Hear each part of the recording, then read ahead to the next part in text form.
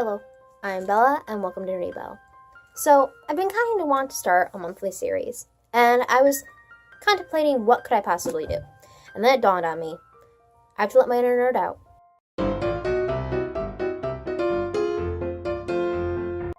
I mean, it's not exactly like I've been trying to hide it, but it's going to be let out, and I decided that at the end of the month, I'm going to do a book review. Now, this isn't necessarily a book club, but at the same time, I definitely would love to have conversations about these books I've been reading with people, because sometimes it's really hard to find somebody who's read the same book within the same time span, because it's like, oh, great, you read that book, so did I. Like, 5 years ago, I don't remember all the plot points that you probably have fresh on your mind, or vice versa. So, let's just start with our first review. And the first month, we're going to talk about The Last Werewolf by Glen Duncan.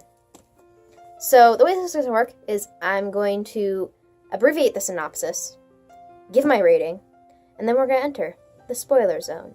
So if you don't like spoilers, when a spoiler zone flashes on the screen, stop.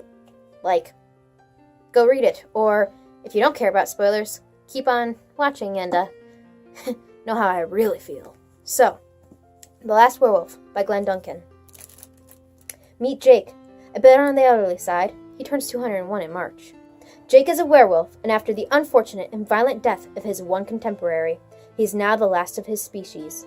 Although he is physically healthy, Jake is deeply distraught and lonely. Jake's depression has carried him to the point where he is actually contemplating suicide, even if it means terminating a legend thousands of years old. It would seem to be easy enough for him to end everything, but for very different reasons. There are two dangerous groups pursuing him, who will stop at nothing to keep him alive.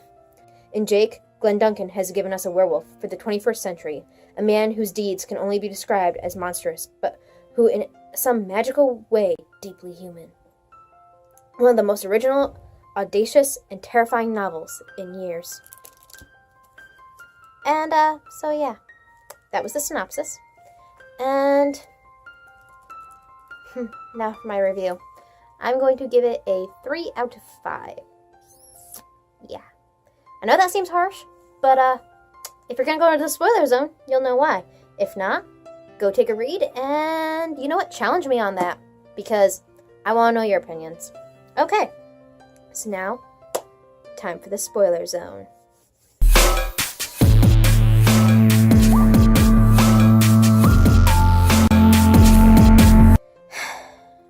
I don't dislike this book. I know 3 out of 5 stars seems like I must really despise it, but I don't.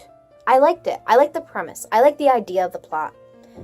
However, some of the execution is what got me. There's a word that is used quite consistently in here that's extremely vulgar. Now, don't get me wrong, I don't mind vulgar words. But there are other vulgar words that are synonymous with this word that make this word absolutely unnecessary to use, because I feel it's the most vulgar word of them all. And there's no point in using it that excessively. Once or twice, fine. If it fits the specific character, fine. But it felt like it was just being used as if it were the only word that meant that specific thing. So, that kind of killed it for me. That dropped it down to it could be no higher than a 3.75 because of how often it uses that word. And it would have been a 4, however, when another character used it, who never would use that word based off of everything that we've learned about her, it was too much. And so that dropped it down to a 3.75. Now you're wondering, you must be wondering, well, wait, no, that dropped it down to a 3.5. 3.75 until that one character used it, and then it was a 3.5. And you must be wondering, where'd the other 0.5 go? The ending, the last scene, the cliche killed me. The cliche stole half that star away. Because, since we're in the spoiler zone, I'm just gonna tell ya. Jake and his girlfriend Tallulah have been reunited after being separated for a month, and they're hugging. And then the main bad guy, our main antagonist, the guy who we thought just died from a spear to the chest, his last action, his last thing he's done with his entire life is shoots Jake. with a silver bullet, killing him. And it's just like, I saw that coming a mile away. I get that it's hard to display action in a book, especially in writing. But had this book ended any other way, it would have redeemed it. It really would have. And I'm not saying I dislike it. I'm just saying it could have been better.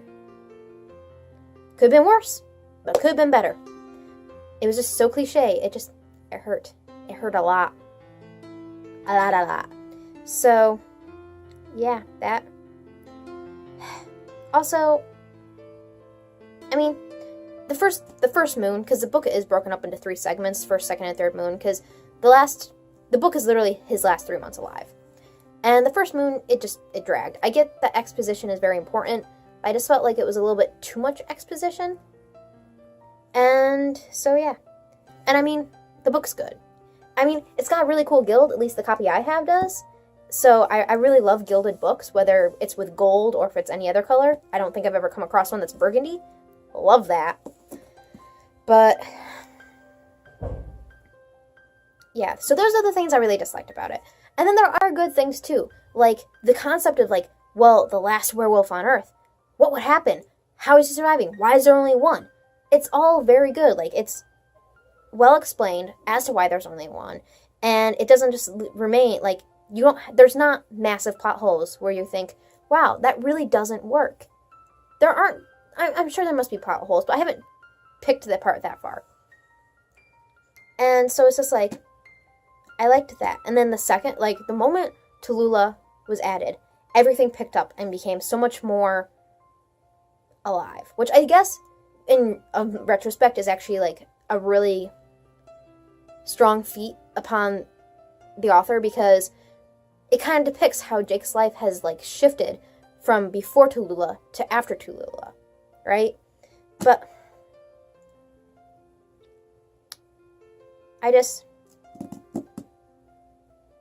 there are things about this book I wish were different.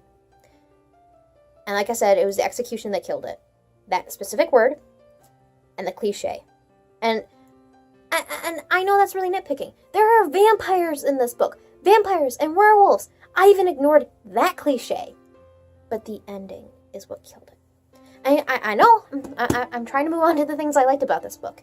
But those things, like those 2 main points, just, it's like I had a nail right to the heart. Oh, wait, make it better.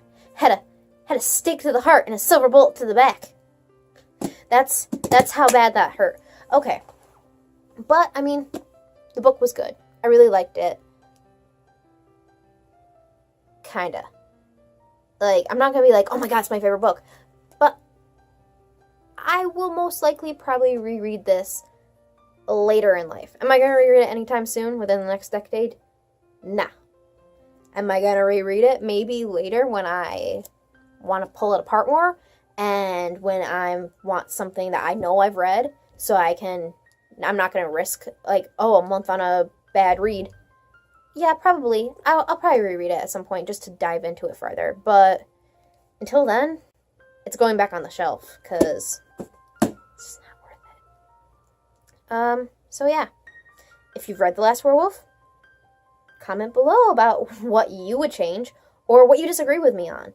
And if you haven't, I highly recommend to go read it because every person takes every book differently, and just don't take my opinion on it.